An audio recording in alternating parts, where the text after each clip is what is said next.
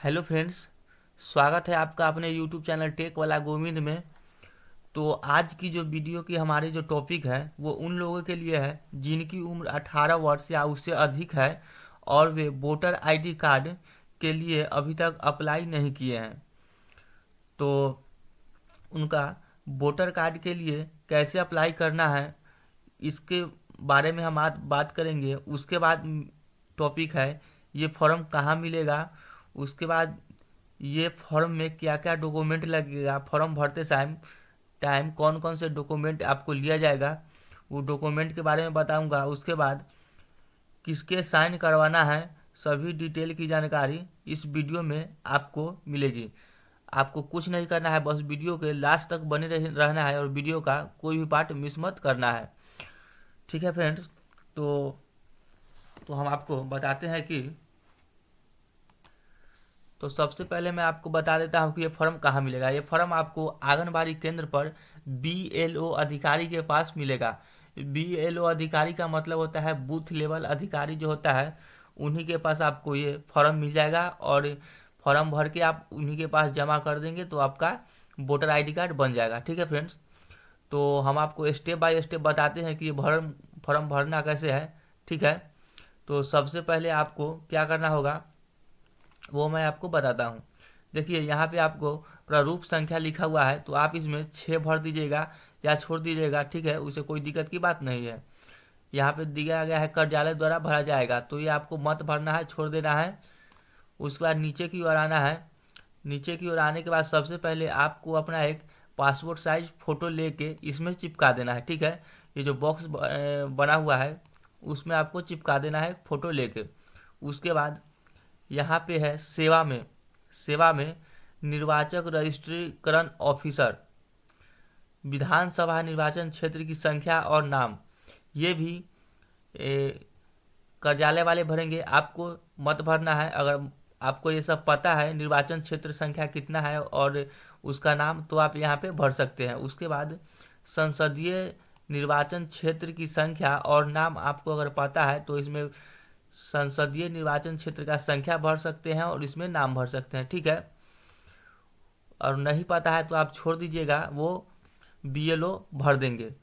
एक नंबर जो first number आपको दिखाई दे रहा है क नाम, राज्य की राजभाषा में राजभाषा में नाम लिखना है आपको। फर्स्ट देखिए यहाँ पे प्रथम नाम, उसके पश्चात मध्य नाम मतलब बाद। प्रथम आपको राजभाषा मतलब आपकी क्या है, फर्स्ट मेरा राजभाषा मेरा हिंदी है तो मैं हिंदी में लिखूंगा नाम। फर्स्ट नाम आपको यहाँ पे लिख देना है इसमें और उसके बाद आपको मध्य नाम इसमें लिख देना है। ठीक है। अगर उपनाम हो आपका कुछ तो इसमें लास्ट वाला जो बॉक्स है उसमें आप लिख दीजिएगा उपनाम। ठीक है। उसके बाद नीचे आ जाना है। उसके बाद ये खंड क है, उसके बाद खंड ख एक का नाम अंग्रेजी के बड़े अक्षरों में। उसके बाद आपको यहाँ पे अंग्रेजी के बड़े अक्षरों में आपको नाम इसमें अंकित कर देना है इस बॉक्स में। उसके बाद अगर कोई आपका उपनाम हो तो आप इसमें अंकित कर दीजिएगा। देखिए यहाँ पे उपनाम यदि कोई हो तो, अगर नहीं है तो कोई बात नहीं है। तो उसके बाद नीचे की ओर आ जाना है। उसके बाद देखिए यहाँ पे अस्वीकरण, यदि नाम अंग्रेजी में नहीं भरा जाता है तो उसका सॉफ्टवेयर द्वारा लिप्यंतरण कर दिया जाएगा। अगर आप नहीं भरते हैं, छोड़ देते हैं तो आपका वो सॉफ्टवेयर द्वारा भर दिया जाएगा। ठीक है। उसके बाद 2 नंबर आना है नंबर 2 क में। देखिए यहाँ पे नातेदार में से किसी एक का नाम और उपनाम राज्य की राजभाषा में यानी हिंदी में। तो यहाँ पे हम पिता में टिक कर देते हैं, पिता का नाम यहाँ पे भर देना है। ठीक है। हिंदी में आप अपना पिता का नाम यहाँ पे भर दीजिएगा पिता में टिक करके। अगर आपके पास माता का भरना चाहते हैं तो माता का इसमें टिक करके भर सकते हैं। और एक बात और फ्रेंड्स, अगर आपकी शादी हो चुकी है तो आप इसमें पति का नाम में टिक कर सकते हैं। यहाँ पे पति में टिक करके आप अपना पति का नाम इसमें लिख सकते हैं। ठीक है। तो आप ध्यान रखिएगा। उसके बाद नीचे की ओर आना है नंबर 2 में खंड ख में उपरोक्त उपरोक्त उल्लिखित नातेदार का नाम और उपनाम अंग्रेजी के बड़े अक्षरों में लिखा होना चाहिए। नातेदार का जो नाम है, देखिए यहाँ पे उपरोक्त लिखित नातेदार का नाम और उपनाम, नातेदार का जो नाम है और उपनाम वो आप इसमें लिख दीजिएगा। ठीक है। पिता का नाम भी इसमें लिख दीजिएगा। उसके बाद नंबर 3 में आना है, स्वयं का मोबाइल संख्या यदि उपलब्ध है तो इसमें आप अपना मोबाइल नंबर लिख दीजिएगा। उसके मध्य संख्या 2 पर उल्लिखित नातेदार का मोबाइल नंबर, अपने पिता का नाम, इसमें पिता का मोबाइल नंबर भर देना है, इसमें ऊपर में अपना और नीचे में पिता का। उसके बाद नंबर 4 में आना है, स्वयं का ईमेल खाता यदि उपलब्ध है तो ईमेल आईडी अगर आपको उपलब्ध है तो आप इसमें ईमेल आईडी भर दीजिएगा। उसके बाद अगर आपका पापा का ईमेल आईडी बना हुआ है तो उसमें नीचे जस्ट उसके पापा का ईमेल आईडी भर दीजिएगा। उसके बाद 5 नंबर में आना है, आधार का ब्यौरा समुचित बॉक्स पर सही निशान लगाए। आप अपना आधार का ब्यौरा आपको मांगा जा रहा है, यहाँ पे क में आधार संख्या में टिक कर दीजिएगा, यहाँ पे क के बगल में। उसके बाद आप अपना आधार नंबर यहाँ पे लिख दीजिएगा इस बॉक्स में, ठीक है। उसके बाद ख में आना है, मैं आधार संख्या प्रस्तुत नहीं करता क्योंकि मेरे पास आधार संख्या नहीं है। अगर आपके पास आधार संख्या नहीं है तो यहाँ पे आप टिक करेंगे, अगर है तो ऊपर टिक करेंगे। उसके बाद आपको लिंग यहाँ पे 6 नंबर में जो दिया गया है, आप पुरुष है स्त्री है क्या है वो आप अपना टिक कर लेंगे। पुरुष है तो यहाँ पे टिक करेंगे, स्त्री है तो इसमें टिक करेंगे, ठीक है। उसके बाद नीचे की ओर आना है, नीचे की ओर आने के बाद 7 नंबर आपको दिखाई दे रहा है, जन्म तारीख। आपको अपना जन्म तिथि यहाँ पे लिख देना है। पहले आपको तारीख लिखना है, उसके बाद एक बॉक्स छोड़ देना है, उसके बाद मंथ लिखना है, उसके बाद एक बॉक्स छोड़ देना है, उसके बाद आपको यहाँ पे साल लिखना है, ठीक है। उसके बाद ख में बताया गया, यदि आयु के सबूत के समर्थन में दस्तावेज की 100 प्रमाणित प्रति संकलन है। अगर आपके पास जन्मतिथि है तो आप उस जन्मतिथि का एक फोटोकॉपी लगा दीजिएगा, ठीक है। उसके बाद यहाँ पे जन्म तारीख के सबूत के प्रमुख दस्तावेज इनमें से कोई एक। आधार कार्ड आपके पास होगा ही तो आप आधार कार्ड में यहाँ पे टिक कर दीजिएगा। नंबर 2 में यहाँ पे आधार कार्ड पे टिक करके आधार कार्ड का फोटोकॉपी लगा दीजिएगा, ठीक है फ्रेंड्स। उसके बाद नीचे की ओर आना है, नीचे की ओर आने के बाद आपको यहाँ पे दिखाई दे रहा है नंबर 2 में 7 का नंबर 2 है, जन्म तारीख के सबूत के लिए यदि कोई अन्य दस्तावेज, यदि कोई प्रमुख दस्तावेज उपलब्ध नहीं है तो कृपया निर्दिष्ट करें। अगर आपके पास इसमें से जो इतना दिया हुआ है, सक्षम स्थानीय निकाय, नगर पालिका प्राधिकरण, जन्म मृत्यु कार्ड, ये सब, आधार कार्ड, पैन कार्ड, चालान अनुप्रति, CBSE ISSE राष्ट्रीय शिक्षा बोर्ड 10वीं कक्षा या 12th का प्रमाण पत्र, इसमें से अगर आपके पास कुछ भी नहीं है तो आप इसमें यहाँ पे लिख दीजिएगा मेरे पास कुछ नहीं है, ठीक है फ्रेंड्स। उसके बाद 8 नंबर में आना है, क में वर्तमान साधारण निवास मूल पता। आपको अपना पूरा पता लिखना है, जैसे कि मकान या भवन, अपार्टमेंट संख्या, मकान संख्या मालूम है, भवन संख्या कुछ भी आपको मालूम है तो आप यहाँ पे भर दीजिएगा, ठीक है। उसके बाद आपको नीचे की ओर आना है, नगर और या गांव। अगर आप अब नगर में रहते हैं, शहर में रहते हैं तो आप नगर का नाम लिख सकते हैं। अगर आप गांव में रहते हैं तो आप यहाँ पे गांव का नाम लिख सकते हैं, ठीक है। उसका पिन कोड आपको इसमें लिखना है। उसके बाद जिला है तो उसके सामने आप अपना जिला लिख दीजिएगा, जैसे कि मेरा जिला वैशाली है तो मैं यहाँ पे वैशाली अंकित कर दूंगा। उसके बाद गली या क्षेत्र या स्थानीय क्षेत्र या मोहल्ला या रोड, आप अपना गली का नाम लिख सकते हैं, या कोई क्षेत्र है आपका तो क्षेत्र का नाम लिख सकते हैं, स्थानीय क्षेत्र है तो स्थानीय क्षेत्र का नाम, मोहल्ला, रोड, आप अपना कुछ एक इसमें भर दीजिएगा, ज़्यादा नहीं, बस एक भरना है। उसके बाद आपको यहाँ पे डाकघर लिखा हुआ है तो आप अपना डाकघर यानी कि पोस्ट ऑफिस कहाँ पे आपका वो आप यहाँ पे लिख दीजिएगा।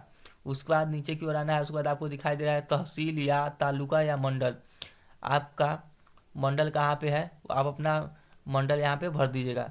उसके बाद राज्य या संघ क्षेत्र, राज्य क्षेत्र, आप अपना राज्य का नाम यहाँ पे लिख दीजिएगा बिहार, ठीक है फ्रेंड्स, जो है आपका नाम वो लिख दीजिएगा। उसके बाद सेकेंड पेज पे आना है, सेकेंड पेज में जो 8 का जो ख है उसको पहले पढ़ना है, क्या चीज़ है, या तो आवेदक के नाम में या माता पिता या पति पत्नी या वयस्क बच्चों यदि उसे पाते पर निर्वाचक के रूप में पहले से निम्नांकित है में से किसी एक के नाम में पते का स्वप्रमाणित प्रति, जिनमें से कोई प्रति एक संकलन करे।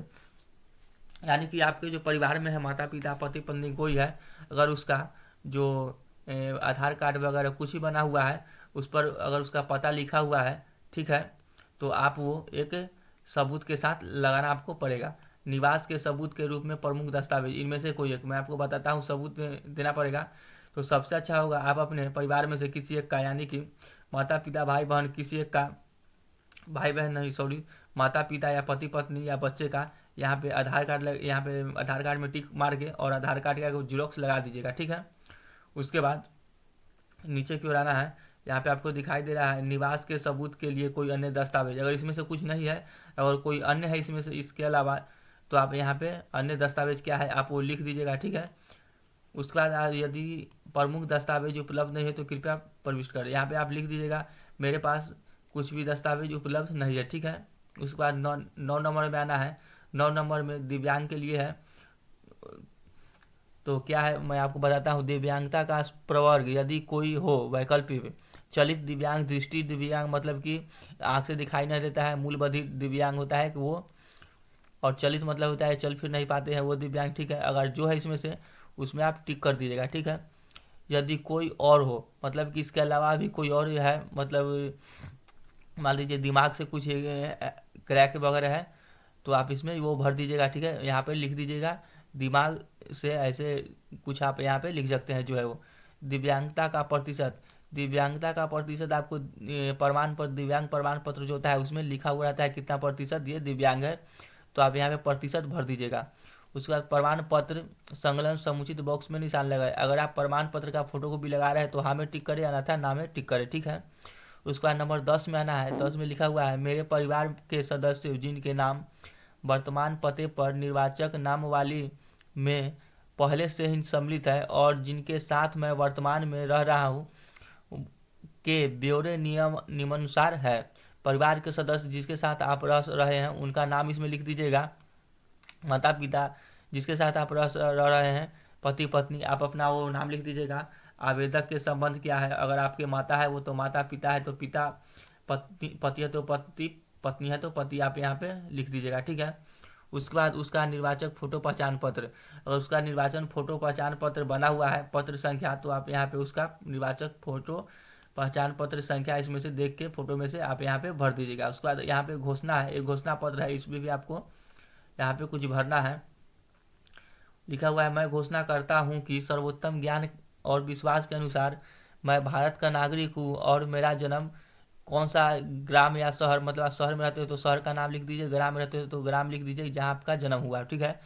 मान लीजिए मेरा जन्म खपुरा गांव में हुआ है तो मैं यहाँ पे खपुरा लिख दूंगा, शहर को काट दूंगा और ग्राम रहने दूंगा, ठीक है।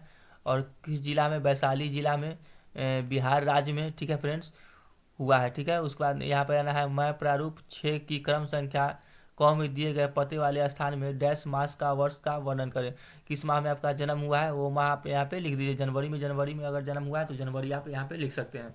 उसके बाद नीचे की ओर आना है, ये सब कुछ नहीं भरना है, छोड़ दीजिए। उसके बाद सीधे नीचे की ओर आइए, आप यहाँ पे तारीख लिख दीजिए और स्थान लिख दीजिए, आप अपना गाँव का नाम, ठीक है।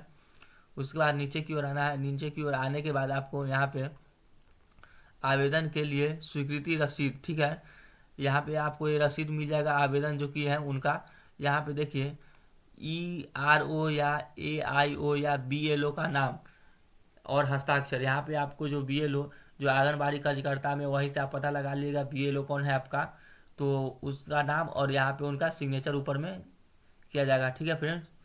तो मेरा वीडियो अगर आपको पसंद आया होगा तो प्लीज़ वीडियो को एक लाइक और चैनल को सब्सक्राइब करना ना भूलें। बहुत मेहनत से आप लोगों के लिए वीडियो बनाता हूँ फ्रेंड्स, तो वीडियो को एक लाइक और चैनल को सब्सक्राइब। मिलते हैं नेक्स्ट वीडियो में, तब तक के लिए बाय।